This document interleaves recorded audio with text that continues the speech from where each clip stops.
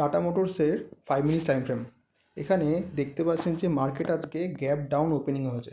তো মার্কেটের নেচার কি, যদি গ্যাপ ডাউন বা গ্যাপ আপ ওপেনিং হয়, যদি মার্কেট যদি গ্যাপ ফিল করতে অবশ্যই কিন্তু মার্কেট আসে।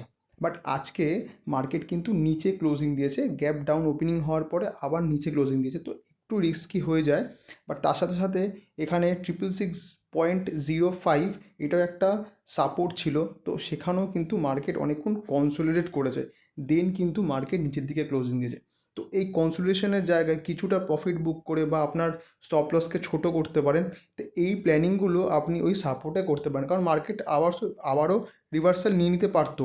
কারণ এই যে রেড ক্যান্ডেলটা দেখছেন, এই রেড ক্যান্ডেলটা না হয়ে গ্রিন ক্যান্ডেলও হতে পারতো, বিকজ 666.05-এর সাপোর্টের জন্য।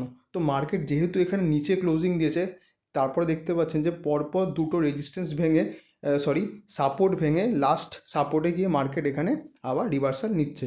তো প্ল্যানিং করাটা খুব ইম্পর্ট্যান্ট। আর টার্গেট আপনি মার্কেট থেকে পাবেন, বাট টার্গেটটা কীভাবে আপনি ফুলফিলমেন্ট করবেন সেটা হচ্ছে মোস্ট ইম্পর্ট্যান্ট। কারণ হচ্ছে এসএলও হয়ে যাওয়ার চান্সেস থাকে মার্কেটের উপরে, বাট আপনি কীভাবে আপনার রিস্ক ম্যানেজমেন্ট করবেন সেটা পুরোপুরি ডিপেন্ড করছে আপনার নিজের উপর। তো এই ভিডিওটা দেখে কিছু দিয়ে আপনার শিখতে পারলেন, অবশ্যই শেয়ার অ্যান্ড সাবস্ক্রাইব করবেন। Thank you so much.